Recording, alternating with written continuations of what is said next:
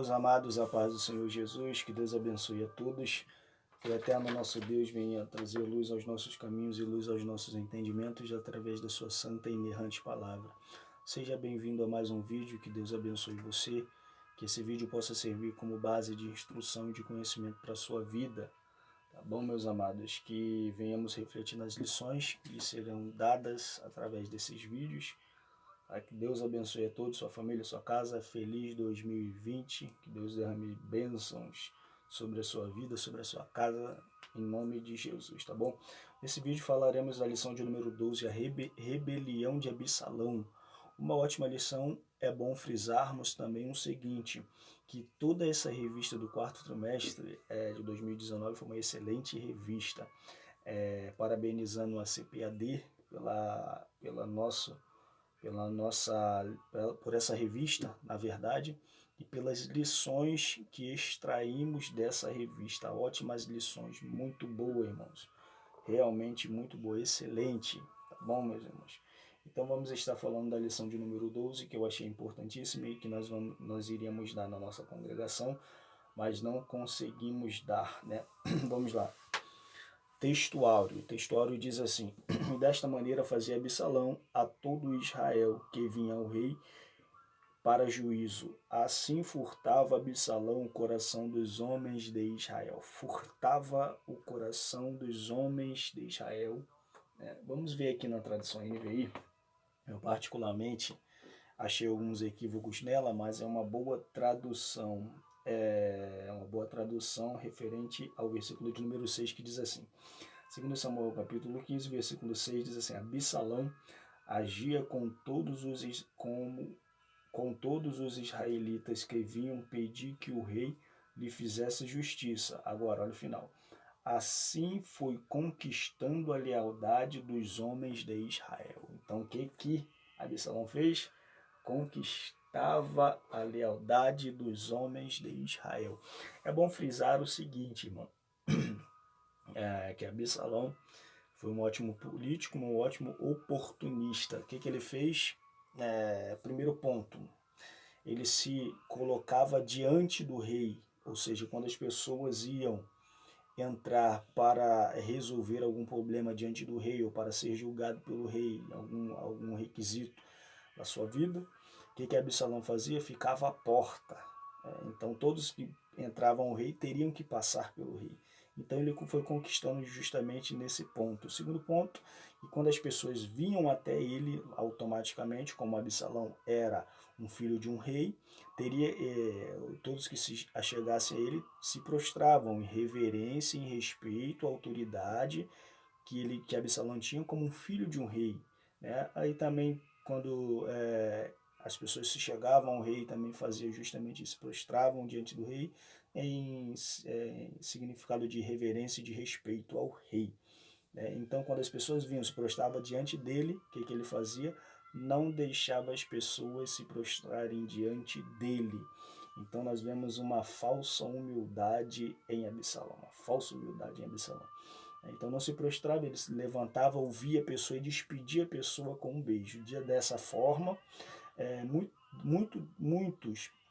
muitos deles, dos israelitas, acreditavam que Absalão entendia melhor do que Davi os seus problemas. Então, ele furtava, ele começava a ganhar a lealdade do povo justamente com essa falsa humildade e com essa sagacidade, sagaz, né? Nós vemos aí a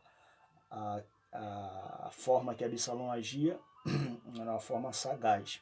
É bom frisar o seguinte também, sobre rebelião. A rebelião de Absalão. Não confunda a rebelião com outras coisas. Eu vou falar logo no começo do vídeo. É bom nós frisarmos o seguinte.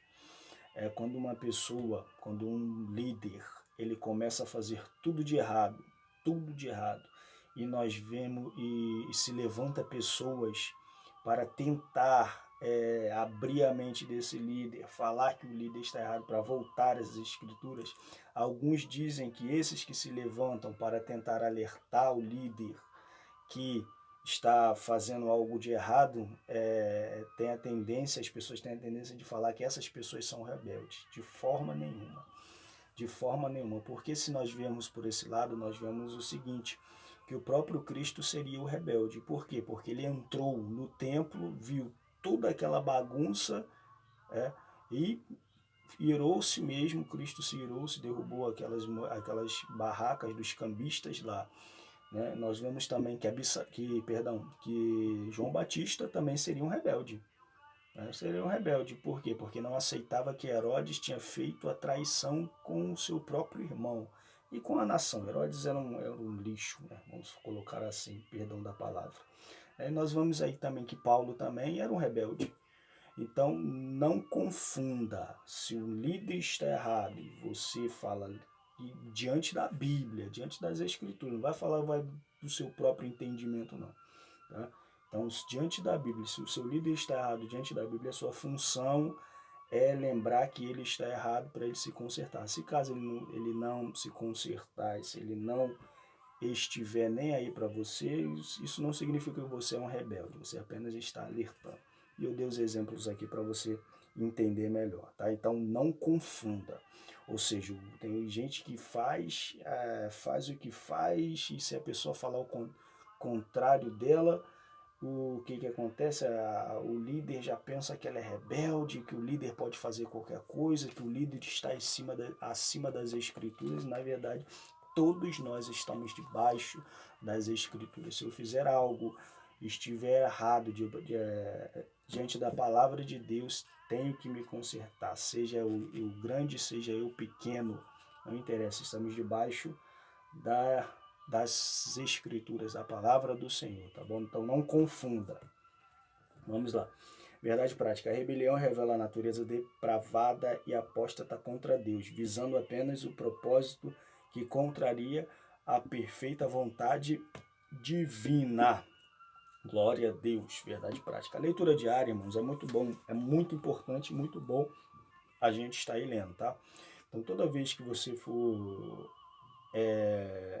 estudar uma lição, leia a leitura diária. Por quê? Porque na leitura diária você vai entender muita coisa a respeito da lição. Então, quando nós lemos a leitura diária, nós entendemos muita coisa do que vai ser posto na lição, tá bom? Leia.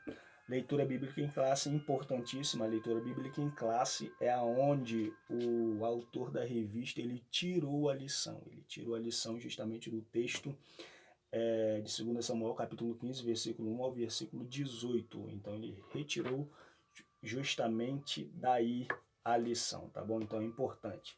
Vamos ler a introdução aqui. Eu vou ler a introdução, mas não vou ler toda a lição, tá? Eu vou tirar pontos da lição. Importantíssimo também, você não terá conhecimento, você não vai adquirir conhecimento se você não ler. Se você for um preguiçoso, se você for um preguiçoso na leitura, você infelizmente não vai conseguir ter conhecimento, tá? Então tenha conhecimento. Tenha interesse na leitura, né? Antes de falarmos da introdução, é bom a gente frisarmos também o seguinte, justamente a palavra rebelião, como eu falei, rebelião. Rebelião significa revoltar, né? O que é revoltar? Efeito de revoltar-se, né? Então, revolta. Então, rebelião significa revolta, que é o efeito de se revoltar. Nós lembramos de quem? Datã, Coré e Abirão, em Números capítulo 16, depois você pode dar uma olhadinha lá.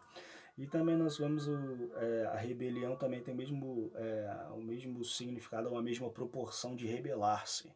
O que é rebelar-se? Contender. No hebraico significa contender, no aramaico significa irar-se, no árabe significa disputar. Então tudo isso Absalão fazia, contendia, era irado e disputava justamente o trono de Israel. Tudo isso Absalão fazia. Então o significado primário de rebelde é justamente desobediente. Lembra da que eu acabei de falar aí, do que o realmente significado da rebeldia, tá, irmãos? Rebelde, tá? Desobediente. Desobediente é quem? A voz de Deus. Como é que nós vemos isso? Como é que nós vemos isso? 1 Reis, capítulo 13, versículo 21. Uma excelente explicação do que é desobedecer. Vamos lá, introdução. Nesta lição, discorreremos sobre a rebelião de Absalão. Não se tratava apenas de uma oposição ou resistência à autoridade. Frisa aí. Não se tratava apenas de uma oposição à resistência à autoridade. Não se tratava disso, mas da síndrome do poder. O assassinato do seu irmão Amon não foi apenas um efeito vingativo, olha, mas uma oportunidade de excluir um rival que estava na linha de sucessão ao trono, segundo Samuel capítulo 13, versículo 20 ao 39. Absalão era oportunista, perspicaz, valendo-se da sua beleza física e carisma em comum, procura derrubar o próprio pai. Na esteira das falhas governamentais, buscando o apoio dos descontentes para reinar, prometendo que julgaria todos com equidade e rapidez. Na verdade, Absalão, o que ele fez não foi apenas se vingar do que Amon fez com a sua irmã, de jeito nenhum. Absalão era sagaz, irmão, astuto, né? Então ele viu nisso uma oportunidade de quê? De tirar um rival, ou seja, de um rival forte. Amon era um rival forte que também é da linha de sucessão ao trono de Israel. Então nessa oportunidade ele automaticamente viu que se ele fizesse, ele poderia ficar vivo por ser filho do rei, né?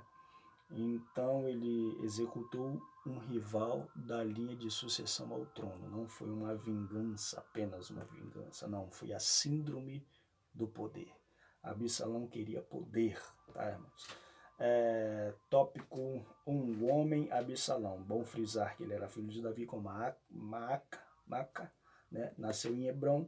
Absalão significa o pai é da paz. Aí, quando Absalão nasceu, Davi colocou o pai, o nome dele, o pai é da paz. Justamente o significado de Absalão. É bom frisar também o seguinte, irmãos, que Absalão era o filho predileto de Davi. Então já estava quase, automaticamente, quase no trono de Israel, Absalão. Mas ele foi precipitado. Na verdade, nós acreditamos que foi que Deus permitiu que Absalão fizesse isso, porque Deus conhecia o coração de Absalão. Deus conhecia o coração de Davi. Davi sabia que se Davi partisse e colocasse Absalão no trono, a Israel já ia estar em maus lençóis, né? Então Deus conhece o nosso coração. Então, filho predileto. Absalão era o filho predileto. Então, já estava quase no trono. Para que se rebelasse, né? Permissão de Deus para mostrar que Absalão não era um bom rapaz de jeito nenhum, tá? É bom frisar também o seguinte, biograficamente, há muitos detalhes sobre o homem Absalão, em especial quanto à sua beleza física, mas nenhum destaque na sua vida espiritual. Então Absalão foi destacado justamente pela sua beleza física, né? Alguns teólogos dizem que ele era o mais famoso, não, formoso em Israel. Então Absalão era um rapaz de gentil aspecto. Eles só frisavam isso, gentil aspecto. Mas a sua vida espiritual não tinha nenhuma reverência, nenhum destaque justamente na sua vida espiritual. Então não adianta ser belo, formoso, bela, formosa, se sua vida espiritual for, desculpa a expressão, um lixo, né? Um lixo, não tem vida com Deus, né? Não tem vida com a sua palavra. Tá? Segundo o subtópico diz assim, em que consistia a causa da revolta de Absalão? Em que consistia a revolta de Absalão? O filho do grande rei de Israel, praticamente já na linha de sucessão, já praticamente Davi partindo, quem colocaria, ele seria justamente aquele que iria assumir o trono de Israel. Por quê? Né? Qual foi a causa da revolta de Absalão? Vamos frisar também a sua queda enfraqueceu espiritualmente a sua família. A sua queda de quem? Davi. Após Davi, com a sua queda, com o seu erro, então fez com que automaticamente ele enfraquecesse espiritual, irmãos, e moralmente na sua família. Então, aqueles que viam, ou seja, muitos daqueles que viam Davi como exemplo, após a sua queda, após o seu erro, automaticamente viram que moralmente ele poderia ser falho como qualquer outro homem. Então não era exemplo de perfeição na sua moralidade. Eu costumo dizer o seguinte, irmão, se Davi tivesse apenas cometido o ato do adultério com Betseba, talvez, acredito eu, pensamento meu, que não teria, o pecado não teria tanta proporção. Por quê? Porque era só ele se arrependesse, como diz as Escrituras, aquele que confessa e deixa, achará misericórdia. Confessa e deixa, não é confessar e ficar de novo no pecado. Não. Confessou e deixou, achará misericórdia. Acredito justamente que se ele tivesse tido esse erro, e lógico, o erro seria falado por uma proporção grande em todo Israel, que Davi tinha adulterado. Ponto. Mas o erro mais grave não foi isso, acredito eu, que tenha sido justamente a morte de um fiel. Urias era fiel, Urias era um homem de guerra, fiel tanto a Deus quanto a Israel, seus irmãos e principalmente ao rei. Davi era um homem fiel. Então isso pesou muito no seu coração. Quando Natan revela o pecado de Davi, acredito eu, que a vida de Davi já não foi mais a mesma, não pelos outros lá fora, mas pela consciência que Davi teve do seu erro, irmão. Consciência que Davi teve do seu erro. Então, o peso do pecado, não pelo adultério, mas por ter matado Urias, mandado matar Urias, foi um peso que ele carregou o resto da vida. A gente não vê ele falando isso na sua biografia, biblicamente, né? Mas nós vemos aí que foi um peso muito grande, irmãos. Eu acredito que esse peso foi para toda a vida de Davi, desde a sua velhice, desde a sua morte. Davi carregou esse peso, ou seja, a sua consciência, lembrando do fato errado que ele teve. E automaticamente teve o quê? Um enfraquecimento espiritual. Porque toda vez que Davi se posicionava como o grande Davi, automaticamente vinha o peso da morte de Urias. Então foi algo muito tremendo, né, irmãos? Aí continua dizendo aqui, o retorno de Absalão por parte da estratégia de Joabe não foi muito bom, pois ao retornar, Davi fica sem falar com Absalão por aproximadamente 2 anos. Isso resultou num grande ódio e amargura no seu coração para com o pai. Depois da morte de Amon, o que o rei faz? Bota Absalão para Hebrom, ele fica em Hebrom, e Joabe, o seu capitão da guerra, tem uma estratégia para trazer Absalão de volta. Depois você pode ir lá, 2 Samuel capítulo 14, aí você vai ver lá a estratégia que Joabe teve para trazer novamente Absalão a Jerusalém. Então a estratégia foi até boa em partes. Por quê? Porque ao retornar Absalão, o pai, logicamente amargurado por ver que Absalão matou Amon, que também Amon era um filho querido de Davi, como todos os seus filhos, então ele fica aproximadamente 2 anos sem olhar para a cara de Absalão. Então Absalão pensou que o que ele tinha feito era certo, então ficou revoltado e amargurado contra o seu próprio pai, tá bom, meus irmãos? Vamos lá, segundo tópico, a revolta de Absalão. Vamos frisar aqui depois de 2 Samuel capítulo 12, versículo 10 ao 12, que diz assim, Davi, ao ocultar-se seu duplo pecado, pôs-se a levar uma vida relaxada, tanto espiritualmente quanto publicamente. Ele não estava mais julgando as causas como deveria. Os problemas do reino acumulavam-se, aumentando grandemente a insatisfação do povo. Como eu falei, depois da queda, Davi não foi o mesmo, né? Depois da queda, depois da morte de Urias, ele não foi mais o mesmo. E eu costumo dizer que o pecado ele cega, irmãos. Davi, ele foi perdeu totalmente a sua visão quando ele comete a sua falha e quando ele, infelizmente, leva Urias para ser sacrificado. Na verdade, Urias foi sacrificado, irmãos. O servo de Deus deve fazer de tudo para proceder corretamente perante Deus e o povo. Nós vemos isso em 1 Timóteo, capítulo 3, versículo 12.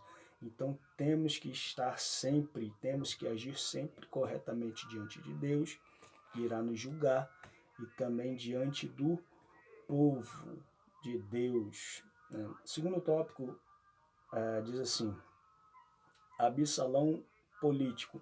Eu estava lendo aqui Absalão político, irmãos. Na verdade, eu poderia falar, mas Absalão era de Israel mesmo ou ele era brasileiro, né? Não sei, não é possível, irmãos. Porque Absalão é Absalão político. Mas, irmãos, nós observamos esse subtópico aqui, nós vemos aqui que ele tem uma referência aí dos políticos brasileiros, né, irmão? Os maus políticos, né? Que tem os bons, tem 5% dos bons e tem os outros 95% que não são nada, são como Absalão, né? Vamos lá. Há registro do plano de insurreição. O que significa insurreição? Rebelião, tá? Pode olhar lá no dicionário. Rebelião significa insurreição e significa revolta. De Absalão, em 2 Samuel capítulo 15, versículo 1 ao 12, ele trabalhou incansavelmente durante 4 anos para se opor seu plano em prática, a revolta contra o seu pai. Então, durante 4 anos, irmãos, olha a sagacidade de Absalão. Não foi apressado, não. Durante 4 anos, ele estava nas portas de Israel, ganhando a lealdade com sagacidade, com falsa humildade, daqueles que vinham a Davi para resolver os seus problemas. Então, durante 4 anos, ele não ficou ansioso, não foi tão rápido assim, não. Foi durante 4 anos, ele estava articulosamente colocando o seu plano em prática para a derrubada do seu próprio pai. Olha aí, ó. Durante 4 anos, irmãos, é uma coisa tremenda. Absalão político agia da seguinte maneira. Vamos aí frisar aí 1, 2, 3, 4, 5 pontos. Primeiro ponto, demonstrava espírito de grandeza, né? Nós vamos entender depois. Exercia uma função que não era sua. Demonstrava espírito de grandeza, exercia uma função que não era sua, falsa bajulação, falsa devoção a Deus, habilidade em ser sagaz. Olha aí, 5. 5 são as maneiras que Absalão agia de forma. Vamos ver. Demonstrava um espírito de grandeza. Por que demonstrava espírito de grandeza? Porque quando ele, em Hebrom, começa a se autoproclamar rei, né, o que ele faz?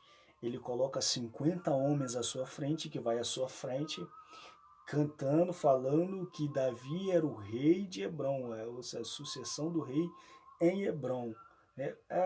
Na história nós vemos que quando um rei ele era coroado, automaticamente era 3 ou 4 pessoas que iam à sua frente, o rei vinha atrás, as 4 pessoas na frente, mais ou menos 4, iam fazendo aquela comitiva e falando que era que o rei, que era um rei de tal lugar, no caso aqui o rei de Hebrom. Então, Absalão, o que ele fez? Ele colocou 50 homens aí, demonstrando que grandeza. 50 homens à sua frente para falar que ele era o próximo, o rei, na verdade, de Hebrom. Né? Então, o espírito de grandeza exercia uma função que não era sua. Qual era a função? De juiz. Ele pensava que era juiz, ou ele se autoproclamou juiz. Então, nós vemos aí um grave erro, né, irmãos? Porque ele pensava que era uma coisa que, na verdade, ele não era. Ele pensava que era juiz, mas, na verdade, ele não era juiz, não, porque ninguém instituiu ele como juiz. Ele próprio que se instituiu juiz, né? Falsa bajulação. ele dispensava algo que era digno de todo filho de rei, como nós falamos, a reverência. Antes demonstrava falsa humildade, tudo não passava de dissimulação, né? Como nós falamos que quando as pessoas vinham a ele, teriam que se prostrar, mas ele não deixava se prostrar, ele levantava a pessoa, ouvia a pessoa, queimava o rei, né? Ia queimando o rei, né? Para a pessoa e depois despedia a pessoa com um beijo. Falsa devoção a Deus. Por que falsa devoção a Deus? Porque ele fala para o rei o seguinte, para Davi, ele fala que vai a Hebrom pagar um voto. Mas na verdade ele vai para Hebrom para colocar em prática o seu plano de usurpação do trono de Israel. Então ele era falso, tinha justamente essa falsa devoção a Deus. Falou que ia fazer uma coisa para Deus, quando na verdade ele não fez, né? E a habilidade de ser sagaz, as pessoas se deixavam levar por toda essa ação sagaz, sem perceber seu real significado. Ele era tão astuto, tão sagaz, né, dissimulado, que as pessoas olhavam para ele, acreditavam no que ele falava, mas não viam a real intenção de tudo aquilo, não viam a real intenção de tudo aquilo. Na verdade, até acredito que as pessoas agiam de forma simples, né, porque ninguém ia imaginar que Absalão, como filho predileto de Davi, que ia ter essa reação de querer usurpar o trono de Davi. Então ninguém sabe, ninguém não passava pela mente da pessoa justamente isso. Então ele era sagaz, tá? Demonstrava espírito de grandeza, exercia uma função que não era sua, não exerça uma função que não é sua, falso bajulador, dissimulador, uma falsa devoção a Deus, né? Uma habilidade de ser sagaz. Tá? No subtópico de número 3, ele é proclamando-se rei, ou seja, ele auto se proclamou rei. Nós vemos aí. Subtópico de número 4 diz assim, a lealdade dos servos de Davi. Olha aí, ó, lealdade dos servos de Davi. Absalão fez aquela grande revolta, trouxe muitos dos israelitas contra Davi, fez muitos israelitas ficarem contra Davi, né? Mas Davi tinha aqueles que eram fiéis a Davi. Olha aí, vamos falar aqui. Ao sair Davi de Jerusalém com seus amigos, e a primeira parada que fazia era em frente ao Monte das Oliveiras, que tem a ligação com a Via Dolorosa, Lucas capítulo 22, versículo 39. Então, você pode ver aí que tinha uma certa referência, ou algo profético, vamos colocar assim, algo profético, justamente nessa saída de Absalão, nessa saída de Davi de Jerusalém. Era algo profético. Via Dolorosa, Monte das Oliveiras, Getsemane.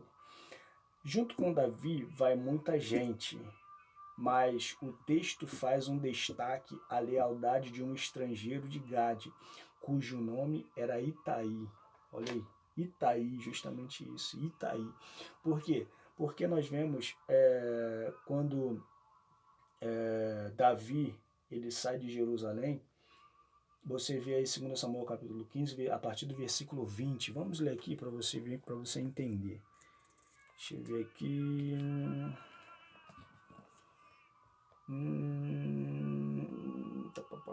Aqui, ó, versículo 18, versículo 19 diz assim: Disse, pois, o rei a Itaí, o geteu, por que irias tu conosco? Volta e fica-te com o rei, porque estranho és, ou estrangeiro és, e também se tornará a teu lugar.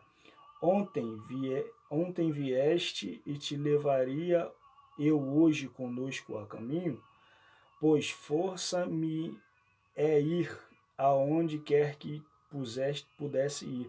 Volta, pois, e torna a levar os teus irmãos contigo, com beneficência e fidelidade. Respondeu, porém, Itaí ao rei, e disse, vive o rei, e vive o rei, meu senhor, que no lugar em que eu estiver, estiver o rei, meu senhor, seja para a morte, seja para a vida, aí certamente estará também o teu servidor.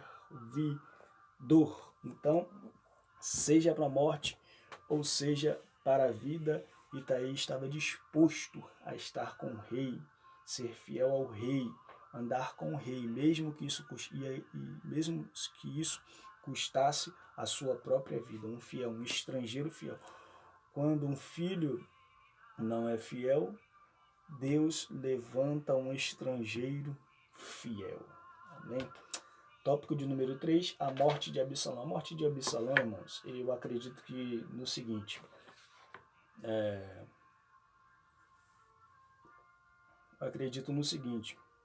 quando Davi dá uma ordem aos seus 3 capitões, né, para irem para a peleja, e a ordem era a seguinte: trazer Absalão vivo. Trazer Absalão vivo. Mas Joabe, por ver que o rei espiritualmente, moralmente não tinha muita, após o seu erro, não tinha muito mais crédito com Joabe. Por quê? Porque Davi havia falado para Joabe automaticamente sacrificar Urias. Então o que Joabe fez? Joabe, lógico, pensou que como o rei assassina um fiel, como o rei manda ir à morte um fiel e deixa um infiel vivo, né? Então nós vemos aí que Davi ele tinha uma dívida com Joabe, então ele não poderia colocar a mão em Joabe, ele não tinha moral para colocar a mão em Joabe, né? Então vamos lá. Ele tópico de número 3 diz assim: ele se propõe a ir para o combate. Então Davi se propõe para ir ao combate, mas o povo não permite. 2 coisas importantes devem ser entendidas aqui. A primeira é o valor que o povo via em Davi, sendo ele um grande guerreiro, uma pessoa capaz, ainda que estivesse pagando um alto preço. As pessoas sabiam do seu valor. 2 Samuel capítulo 18, versículo 3, e 1 Samuel capítulo 18, versículo 7, e 1 Samuel capítulo 29, versículo 5. E que por causa disso ele era o alvo principal. Então as pessoas se importavam com o rei. Não foi para a batalha porque o povo não deixou e sabia que ele seria o alvo principal. E Davi já não era mais um jovem, né? Davi já não era mais um jovem. Já tinha na base aí de aproximadamente 60 anos. A segunda é que o povo queria evitar que o próprio pai tivesse que confrontar o filho. Todos viam a dor que Davi sentia ao tomar aquele exército para lutar contra o seu próprio filho. Por isso pediu que se tratasse o jovem com brandura. Olha só, então Davi ele faz o seguinte, tratem o jovem com brandura. Mas e aqueles que estavam do lado do jovem? Poderia fazer o que quisesse com eles, mas com Absalão não toca. Essa foi a mentalidade de Joabe também. Por quê? Porque todos os outros que seguiram Absalão, a grande parte, 98%, foram mortos. Por quê? Por causa da sagacidade de Absalão, por causa do fruto pecaminoso de Absalão, que corrompeu aqueles outros homens. Então Davi fala, olha, o meu filho vocês tratem com brandura. Então olha, Davi já devendo Joabe, isso já vem na mente de Joabe, por quê? Porque Joabe viu muitos dos seus guerreiros, muitos daqueles que poderiam ser amigos de infância, serem derrubados na guerra por causa de Absalão, serem mortos na guerra por causa de Absalão, porque se corromperam através de Absalão. Então olha a mentalidade de Joabe. Ver todos aqueles homens sendo mortos, né, pelos guerreiros de Davi, aqueles homens que eram de Israel, poderiam ser até da própria família de Joabe, de outros que estavam ali na guerra, guerreando contra os seus próprios familiares, porque haviam sido corrompidos por Absalão.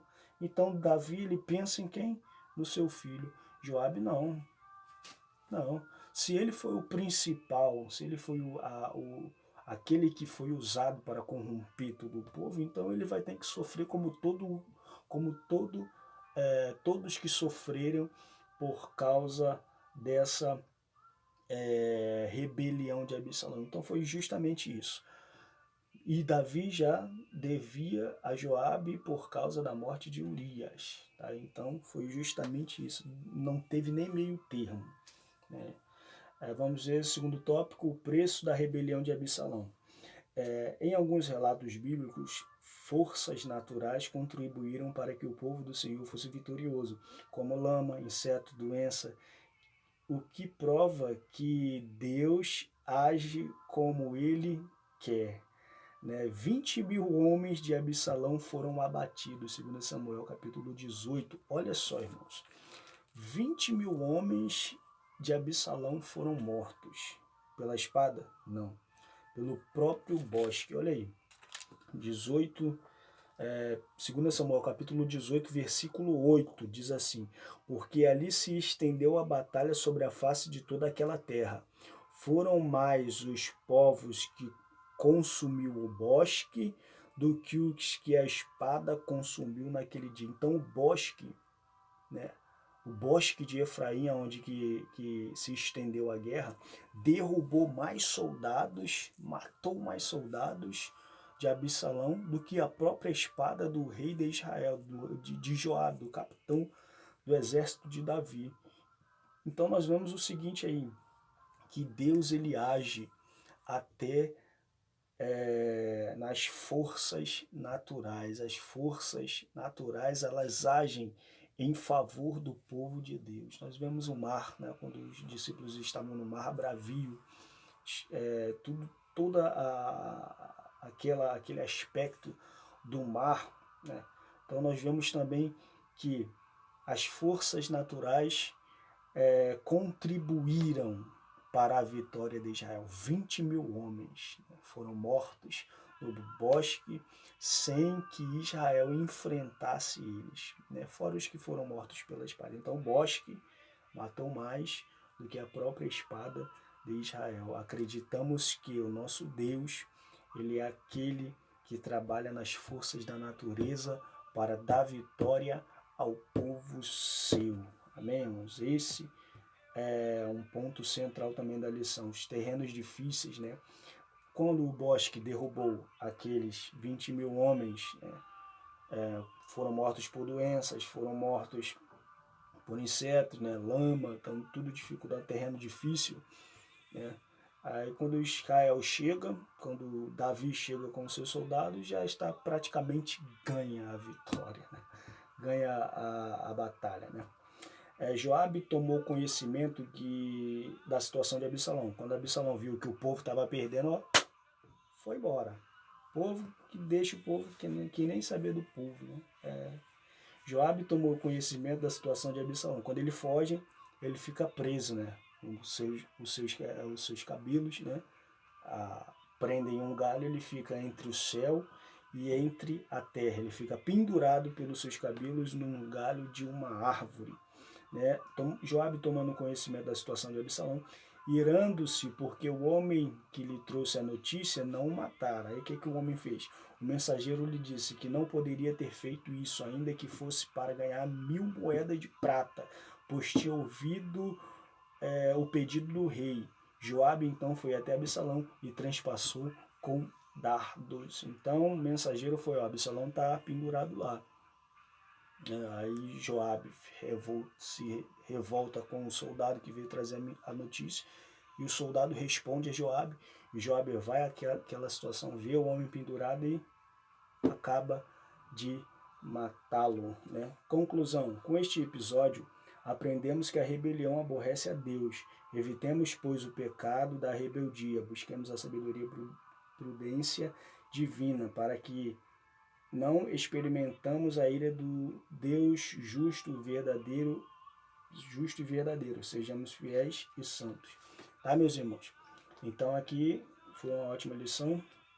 Deus nos abençoe aí. Terminamos aí a lição de número 12. É bom frisarmos novamente que temos que tomar cuidado com esse significado, rebeldia, para não falar que um fiel a Deus é um rebelde, enquanto um infiel é um santo, homem de Deus. O termo pode se referir aos falsos falsos pastores, né? Nós vemos aí que falsos pastores aí, falsos líderes, têm usurpado o significado dessa palavra rebeldia para tratar aqueles que não concordam com as suas perversidades diante de Deus. Aí tratam essas pessoas como rebeldes, né? Mas nós sabemos aí, nós estamos bem instruídos nessa posição, tá bom? Que Deus abençoe a todos, que o eterno nosso Deus venha trazer luz aos nossos caminhos e luz aos nossos entendimentos através da sua santa e inerrante palavra. Fique na paz do Senhor Jesus, que possamos estar aí em 2020 com mais conhecimento, repletos da bênção do Senhor, a bênção que enriquece, não acrescenta dores, e que venhamos crescer mais e mais na graça e no conhecimento do nosso Deus. Deus abençoe a todos.